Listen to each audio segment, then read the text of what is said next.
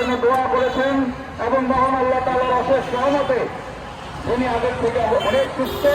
আপনাদের কাছে এই পবিত্র ঈদ উল ফিতরের এই জামাতে আপনাদের কাছে দোয়া চাই, আপনারা আমার বাবার জন্য দোয়া করবেন। মহান আল্লাহ যেন আমার বাবাকে এই দেশের দাউদকান্দি তিতাস সহ সারা বাংলাদেশের উন্নয়ন বিকাশ করতে পারেন, সেই দোয়া আপনাদের কাছে চাই।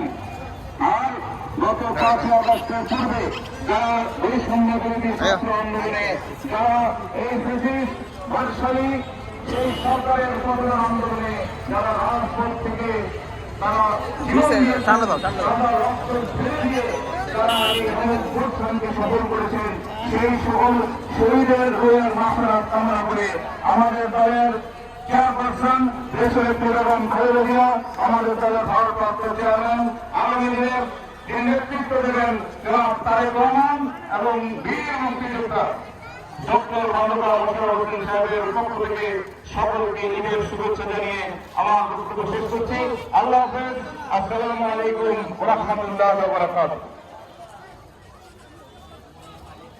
আমাদের ঈদে পর্যাপ্ত জায়গা আছে, আমরা যখন নামাজের জন্য দাঁড়াবো আশা করি জায়গা হয়ে যাবে। আপনারা একটু ধীরে স্থির ভাবে বসার চেষ্টা করুন।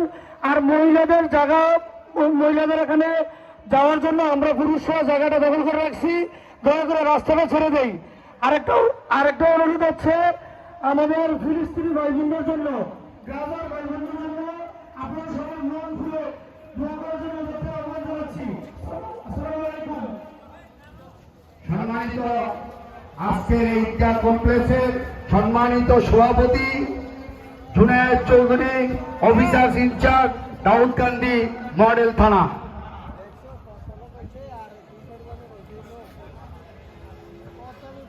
আসসালামু আলাইকুম। আমি আমার পরিচয় ইতিমধ্যে সবাই বলেছেন, আমি ওসি দাউদকান্দি মডেল থানা। আপনাদের মাঝে এই আনন্দ স্বতঃস্ফূর্ত অংশগ্রহণ থেকে আমি নিজে অনেক আনন্দিত। আমার অনেক ভালো লাগছে যে হঠাৎ করে সিদ্ধান্তটা নিয়েছি যে 2-3 দিন আগে যে ঈদগাহ মাঠে যেন আমরা একটা নামাজ আয়োজন করা যায় কিনা। সবাই যে আমাদের ডাকে সাড়া দিয়েছেন, সবাই